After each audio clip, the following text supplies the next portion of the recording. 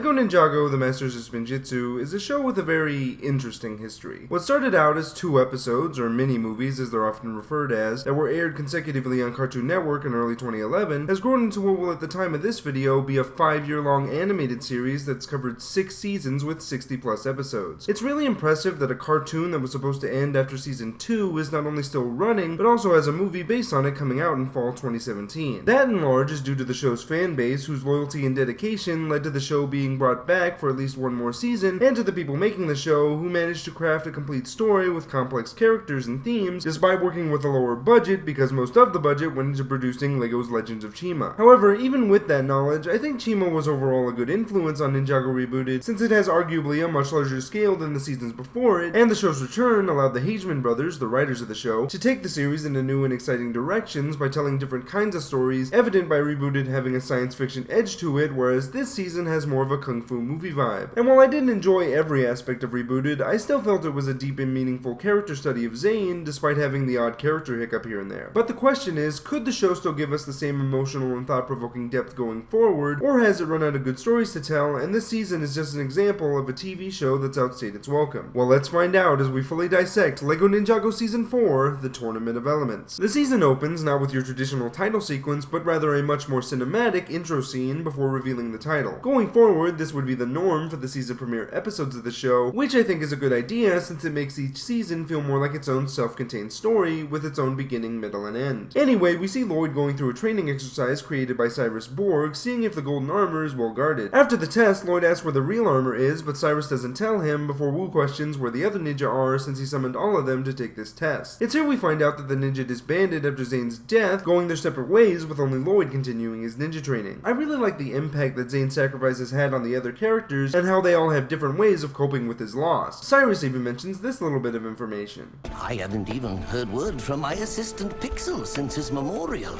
It's heartbreaking. And you didn't think to look for her? I mean, I know she's grieving and all, but come on, man, she's like your daughter or something. For Lloyd, Zane's sacrifice showed him the high cost of doing what's right and protecting those you care about. But rather than run from that responsibility like the other ninja, Lloyd chooses to accept it and keep moving forward, taking to heart the saying that ninja never quit. This is also why he goes off to re-recruit the other ninja, since he always saw it as their responsibility as a team to protect Ninjago no matter what. For the other ninja, Zane's death brought to light how dangerous protecting the world can be, and as stated before, they all deal with this differently. Jay now hosts a Ninja Warrior-esque TV show so he can still keep his fame, but in a much safer environment than the one that led to Zane's death. Cole, being the simple guy that he is, decided to leave everything behind and live out the rest of his days as a quiet lumberjack. Kinda odd that Nia's not also with him, given that hug at the end of last season, but I'm guessing that entire subplot was dropped, making it completely pointless. Kai is found in an underground fight club, which he's been going to so he can still fight, but only for sport, harboring survivor's guilt, thinking that he's the one who should have been taken instead of Zane. Rather hilariously, when Lloyd goes to talk to each of them, he says the exact same thing. The team needs you now more than ever. The team needs you now more than ever. The team needs you now more than ever. Yeah, I know he says more than that, but I find it funny that he starts each conversation the same way. This leads to the team meeting in Mr. Chen's noodle house, where Lloyd suggests bringing another ninja to take Zane's place, and though the other ninja refuse, after they fight a group of snake-tattooed thugs attacking the place, they admit that they miss fighting together. Chasing the thugs outside, the four find a message in the alley. It's Zane. What does it say? It says he's alive. Holy crap, Zane's alive! Wait, I already knew that. The ninja open fortune cookies that invite them to participate in the Tournament of Elements led by Master Chen. The invitations say that the tournament's a secret and that the ninjas should meet on the pier at midnight if they ever want to see Zane again, and the four decide to go so they can hopefully find Zane. Later, Lloyd asks his father if there are others besides the ninja with elemental abilities before leaving, and after seeing Chen's noodle box in Lloyd's room, Garmadon decides to follow his son, having some sort of history with Master Chen. The ninja arrive on the pier wearing different ninja outfits, with Lloyd saying that his dad was really suspicious before a boat arrives. Watch your step, madam.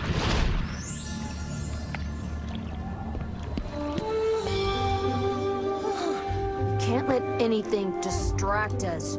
You hear me, Kai? Oh crap, it's another love interest. Don't do it, Kai. Relationships never end well in this show. As the ninja board the ship, Garmadon tries to warn Lloyd that Chen can't be trusted, but Lloyd gets on the boat anyway, so Garmadon joins his son despite Master Chen's assistant Klaus's attempts at stopping him since the two know each other. Garmadon mentions that Klaus practices dark magic before Kai asks about the other elemental masters, and we get this bit of exposition. Everyone on this ship is a descendant of an original elemental master. Elemental Master?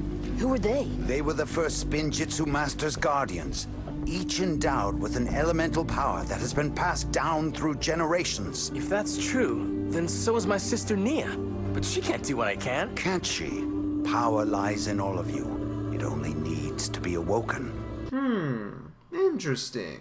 They probably won't do anything with it. Kai then picks a fight with the Master of Metal Karloff because he was bothering the girl from earlier, Skylar, and during the fight you can see how much the show's budget has gone up. Seriously, due to the animation upgrade, the fights have become much more fast-paced and intense, which is good considering this season is about a fighting tournament. Klaus stops the fight just as Karloff's about to pound Kai into the ground before calling Master Chen and warning him about Garmadon, but the Master isn't worried and we get this scene. I hold all the cards.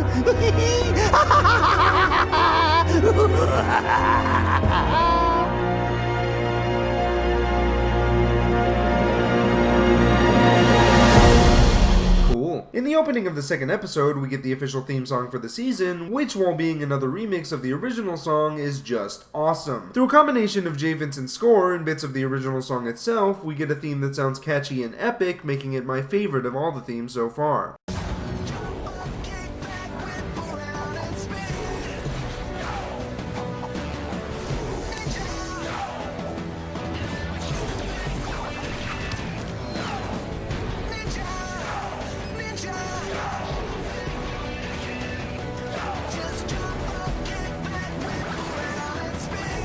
And since I haven't talked about this on video yet, I'll go ahead and touch on a really fun aspect of this show, which is the music by The Fold. Along with creating the theme, The Fold have also made a few tracks for past seasons, and while I've enjoyed some songs more than others, they outdo themselves in the album for this season with great tracks like Ninja Roll and Back to NinjaGo, but nothing quite matches the unbridled awesomeness that is 21st Century Ninja.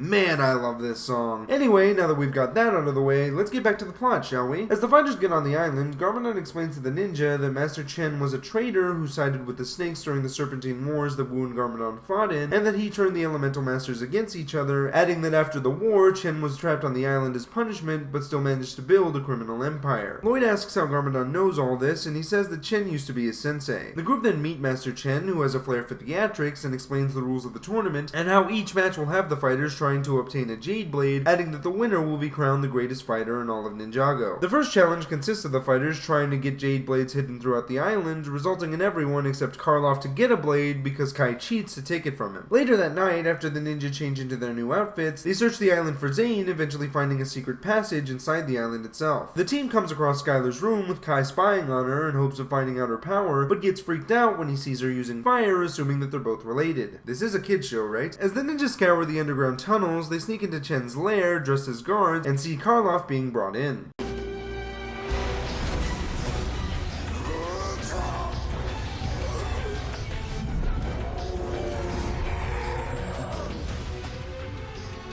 He stole Karloff's power.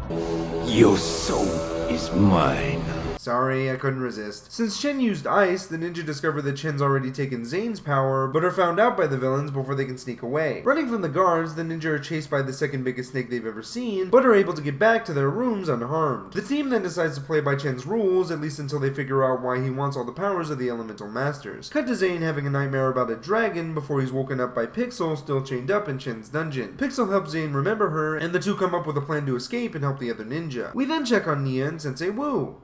Sure, Jay's cute and funny, and I'm always laughing around him, but everything's about him, and he never takes me seriously. And there's Cole. He's handsome, and I suppose I connect with him on a deeper level, but everything's so serious with him, you know what I mean? Are we still talking about this? When Misako shows up, the three decide to broaden their search for the others, and Nia reveals her DB Express to help in the search. Back on the island, the tournament continues, with different fighters moving on, including Kai after a tough fight with the Master of Smoke. After the fights, Klaus asks Chen why they continue to let the ninja fight in the tournament when they know they're the ones who snuck into the soul-stealing ceremony, but Chen says that there are other ways to whittle the ninja down and proceeds to put Jay and Cole in a match against each other. Jay freaks out at the thought of having to face Cole, but the team decides to find Zane quickly so the two won't have to fight. To accomplish this, the team asks Nero, the Master of the Mind, to use his power to find out what Master Chen's plan is and where he's keeping Zane. However, Nero only manages to see into Klaus's mind and tells the ninja that the powers are being collected for a spell, but he's not sure what the spell does. This, unfortunately, doesn't stop the match between Jay and Cole, but before it starts, Lloyd reminds Cole that Chen is the real enemy. In the beginning of the match, Jay and Cole each fight to win, letting their emotions cloud their judgment. While that's going on, Zane manages to escape and goes to get Pixel, only to make a shocking discovery. Pixel, you're... Scrapped. I know, but I couldn't tell you. Not when you needed to get out of here. Sadly, this is where my journey ends. But not for you. Zane, you must go alone. Find your friends. Stop Chen. I know you have it in you. And don't worry about me. I will always be a part of you. You're right. You will always be a part of me. Zane, what are you... Zane, you've taken my neural drive and inputted it into your processor. Oh, that's sweet. Unfortunately, Zane's recaptured by Klaus, and we cut back to the match where Cole comes to a realization. What are we doing? I don't want you out. You're not my enemy. Chen is. Oh, sure. Lower my guard by pretending to be my friend, then swoop in to steal the prize. Typical Cole maneuver. I never meant to hurt you, Jay. If I knew it would destroy our friendship, I'd take it all back. Well, if we're being honest, I was upset about losing Nia, but I take blame for that. I was more upset about losing you. We used to be good friends. The best, right? We should have been honest with each other instead of bottling this up. Oh good, they were finally able to resolve this whole thing. Now we can move on. The two try to make the match a draw, but Chen sends out guards to attack, and when that proves to be ineffective, he collapses the floor. Cole picks up the Jade Blade, only to give it to Jay so he can move on and stop Chen. The next day, the ninja discuss how they separate themselves from the other competitors by acting like a team, but Lloyd says it's because they're still a team despite losing Cole and Zane. They then continue to watch a match between Skylar and the Master of Sound Jacob, and after hearing that Kai thinks Skylar is a Master of Fire, Garmadon provides this little nugget of information.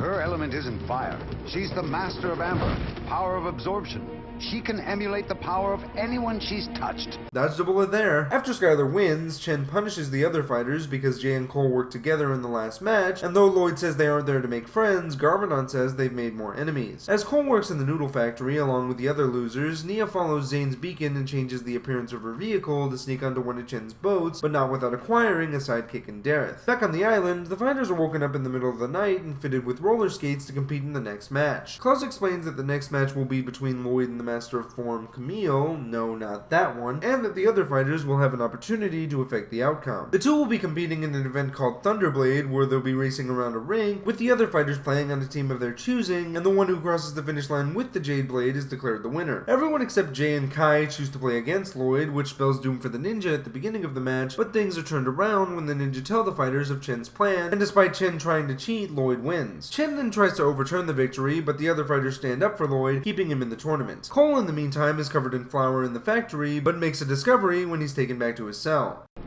Zane? Is that you? You're alive! And you're silver? Titanium. Cool. You look white. Boy, it's great to see you. Look at that. You look brand new. Hold tight, Lugnut. I'm getting you out of here.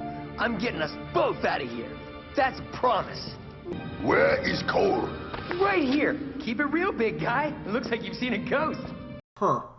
I feel like this is important for some reason, but I don't know why. The next day, Chen tries to turn the other fighters against the ninja by telling them that he's collecting their powers into a staff that will be given to the winner of the tournament, and the lie seems to work since even though Lloyd asks about the spell, no one believes him. The ninja are then met by Nia in disguise and ask her to grab the spell from Klaus's spellbook, and Nia agrees, but not before telling the ninja that there's a spy working for Chen among the competitors. But the surprises don't stop there, as Skylar hands them a fortune from Cole, explaining that he found Zane, and that the two will be escaping soon. Later, Cole implements his escape plan, getting a hold of the guard's keys and freeing Zane. The two then make their escape, managing to evade Klaus's serpent, but as they're in the clear, the ninja decide to go back and rescue the other prisoners. While that's going on, the other ninja try to figure out who the spy is by checking all the fighters' backs, since Garmadon says that anyone allied with Chen has a snake tattoo, but just as they narrow down the list, this happens. I hate to do this, but it's your turn. Can I see your back, please? How could you not trust me? I came to you with the fortune cookie. I'm sorry, but we all have to know. Wait, where'd Shadow go? He disappeared through his own shadow! There he is! Get him! I ain't your spy, and I ain't your friend either. That staff will be mine. My leg! You cast a long shadow, old man. It was Shadow. He must be the spy. Skylar, look, I'm sorry. Don't. And if you still think I'm the spy, watch me walk out that door. Well, that didn't go well. Back with Nia, she successfully steals the spell from Klaus's spellbook, but leaves Kabuki Pain on the book, leading Klaus to suspect her, before her cover's fully blown by a panicking Dareth after he's found by Chen's forces. Nia makes a run for it, even fighting off Klaus, who loses Nia when she runs deeper into the island to hide. My spy, have they found the girl? No, but you may have bigger problems to deal with. Cole's got the metal man, Father. Thank you, my child. The Master of Form's power has proved to be useful to you. But the ninja's time here is done. Tomorrow we will end this charade. Tomorrow we will break up the ninja forever! Huh. I gotta admit, I didn't call the daughter part. In order to find Nia, Chen sends the Elemental Masters after her, under the guise that it's part of the tournament, and the ninja try to find her first so she'll be safe. While they search for Nia, Garmadon divulges some of his past with Chen, including that it was the Master who granted him lordship, as well as this little bit of backstory. Peace is so boring, but conflict and turmoil is so unpredictable and exciting. But Master Chen, even the Anacondrae are making concessions. There could be a truce, there could be... Never trust a snake, Lord Garmadon. Remember that. Oh, don't look so sad. I've intercepted something that will make you feel better. A love letter. Apparently your pathetic little brother feels the same about that girl you admire. Misako. His words are so heartfelt. They could sway how she feels about one of you. I didn't write this. I shouldn't be reading it. Didn't you? It could be your name on it. Certainly you feel the same. Oh my god, you guys! Drama bomb! Garmadon goes on to tell Lloyd that the Serpentine broke the truce by starting a war with the humans, and even with the Elemental Masters fighting together, they were no match for the Anacondrae. Though Chen wanted Garmadon to fight with him in the Snakes, Garmadon chose to fight with his brother and the other Masters to eventually defeat the Snakes. However, Chen was able to turn the Masters against each other, but using the power of the Sacred Flutes, the Serpentine were divided and locked away, giving the Masters victory. As punishment, Chen was banished, and the Anacondrae generals were sent to the Cursed Realm for eternity by Garmadon himself. Hearing all this, Lloyd convinces his father to do the right thing and tell Wu about his past with Chen before the two resume the plot by looking for Nia. Chen, meanwhile, tells Klaus that he's tracking the other fighters with weapons he's left throughout the island and proceeds to collect them so he can drain all their powers at once. While that's going on, Kai runs into Skylar, who agrees to help him search for Nia, but she makes one mistake. Let me! I have a faster way! What are you waiting for? Your friends could be in trouble. How did you just do that?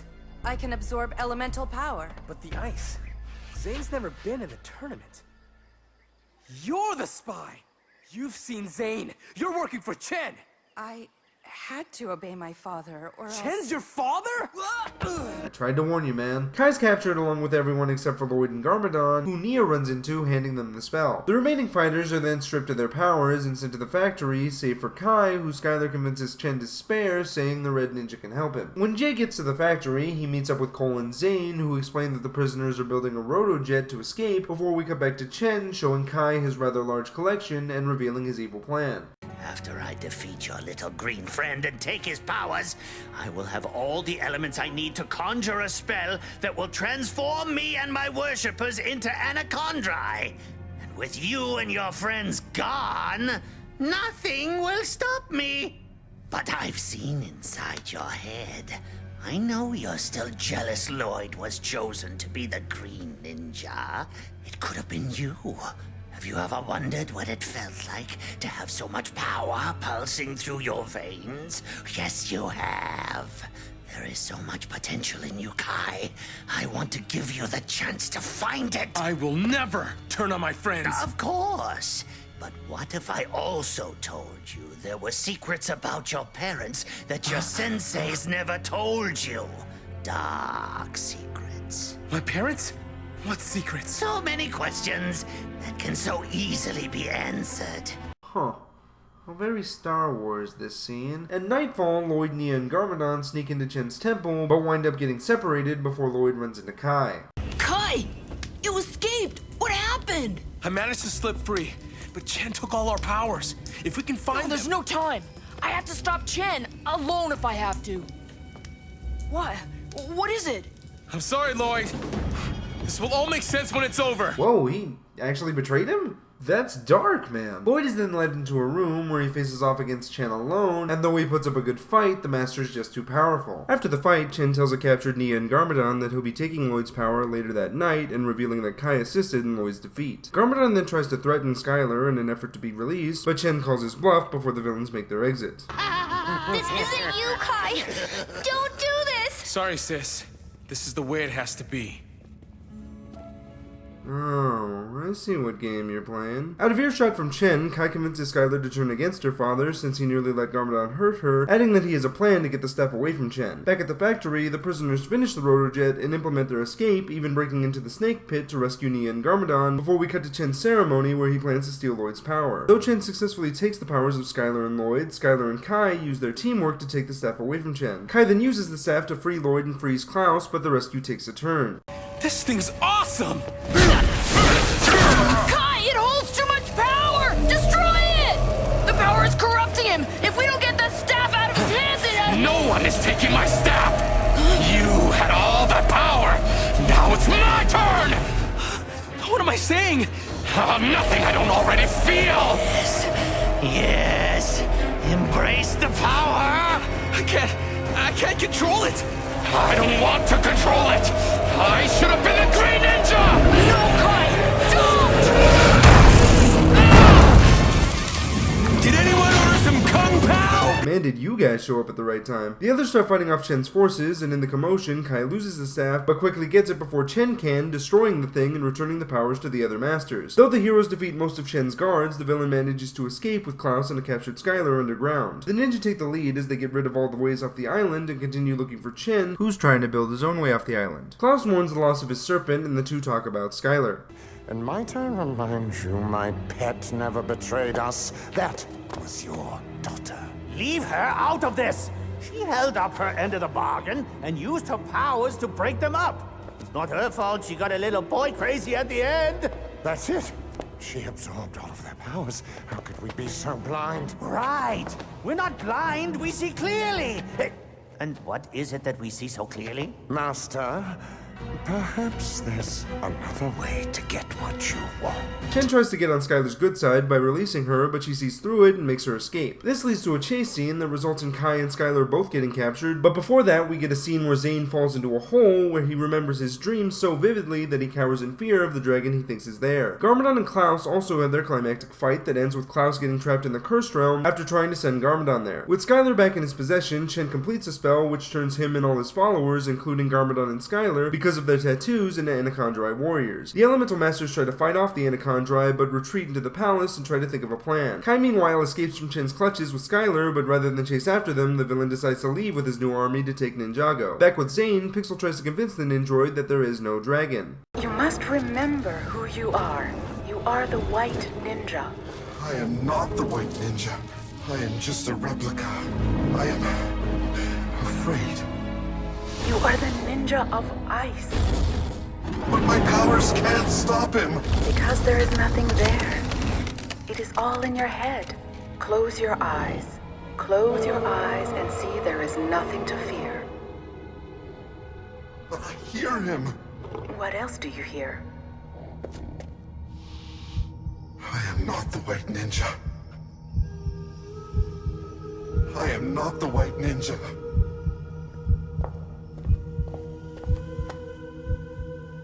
Who are you then?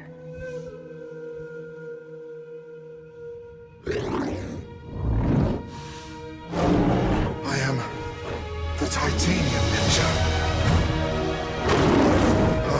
I am the Titanium Ninja.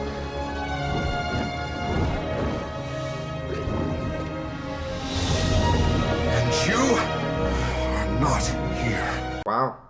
Deep. This results in Zane being able to call on his elemental Titanium Dragon, and after instructing the others on how to call on their own dragons, the Masters head out to stop Chen. The heroes make it back to Ninjago City, but don't see any sign of Chen, wondering where he is, before they discover that the spell is wearing off. Apparently, the only way for the spell to become permanent is with the essence of a true Anacondri, which leads the ninja and the villains to try and get the last Anacondri, who's in prison. We need your help! Help you? The ninja? You fed me to the Devourer, defeated every army I've aligned with, even forced me to swallow your shrinking pill. Haven't you done enough damage to my diminishing ego? Well played. I suppose this is about that culturally insensitive noodle baron and his ilk that are now Anacondri. Imposters, if you ask me. Oh, Pythor, how I've missed you. Chen's forces break into the prison and release the prisoners to distract the ninja, and though they're able to escape, they lose Pythor in the process, but not before Pythor mentions this. The Anacondri had every intention of honoring the troops. It was Chen who told us your kind was going to betray us. We had no other choice but to attack. Chen said you were going to betray us!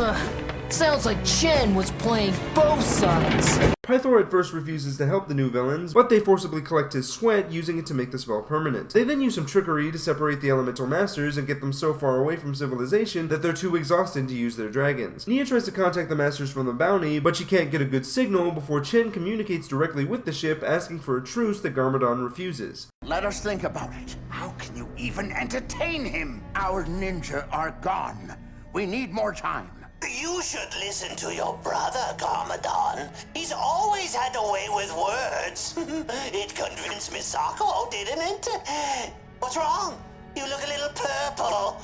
Oh, that's right. Once a snake, always a snake. Haven't you heard enough, people, Father? What is he talking about? Oh, he hasn't told you?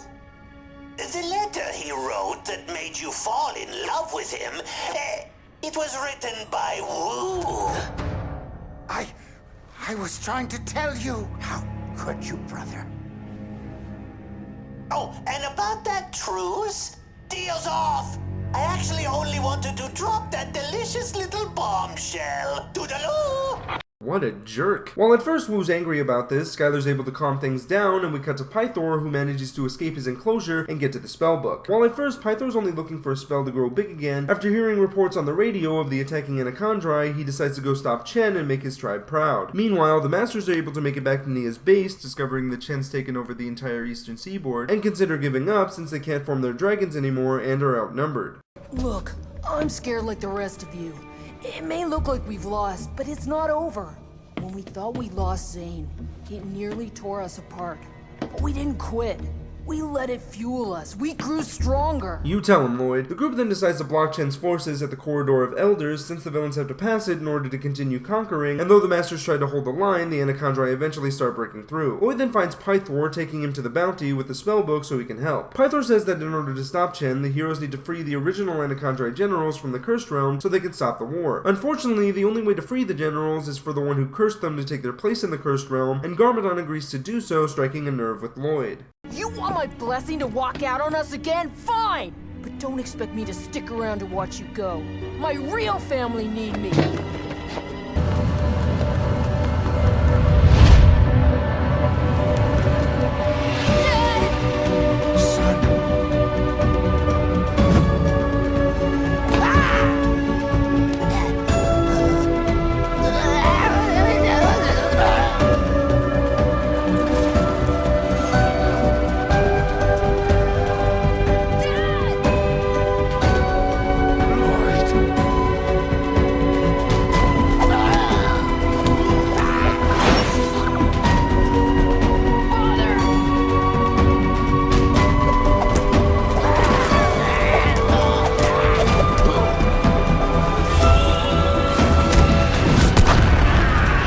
Holy crap! Lloyd ultimately returns to the Bounty, deciding that it should be him who sends his father off, but before he leaves, Garmadon has a few parting words. I yearn to make the world in my image. I never realized I already had in you.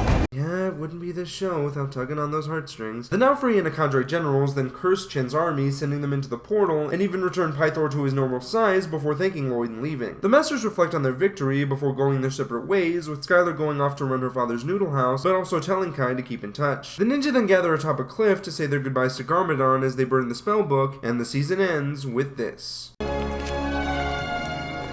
And because of him, we'll be ready for whatever comes next. Skeletons, snakes, ninjroids, and Anacondrae wannabes. If they can't stop us, what can? That's for tomorrow to decide. Today, we say goodbye to a legend.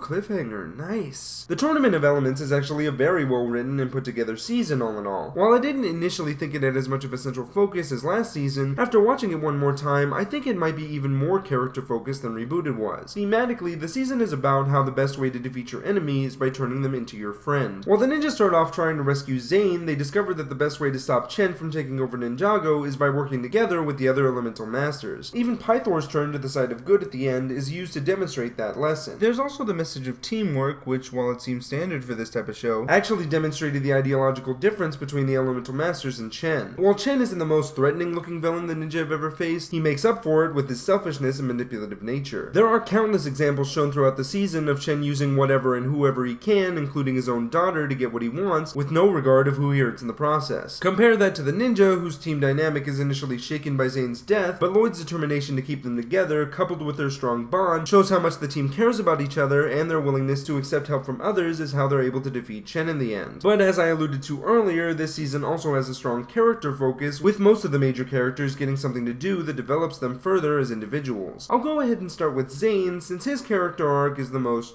problematic. Zane this season deals with an identity crisis since he built a new body after his sacrifice, and he comes to realize that he's no longer the white ninja, accepting himself as the titanium ninja. This is all really good stuff, but the season doesn't really focus on it that much, and part of the reason for that is because Zane only brings up his insecurities to Pixel when they're alone, which doesn't happen that often. Part of my frustration with it comes from this scene from season 2. Father, if I wanted you to make a change in me, would you?